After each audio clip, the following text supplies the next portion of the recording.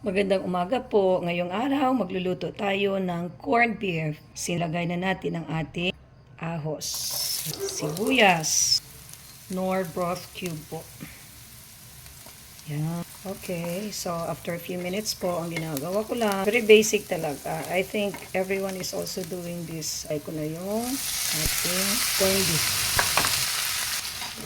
Mix mabuti para yung sibuyas at ahos natin ay kalat sila dito sa ating corn. Yan. Medyo ng ilang minutes. Gusto kasi ng mga bata medyo dry. So, ilagay na natin. Shredded patatas po. Ito po, patatas, carrots. Ay natin. Yan na natin ng asin. Ating pepper. Fried garlic. Ayan. Natin na sibuyas dahon. Alright. Let's enjoy eating.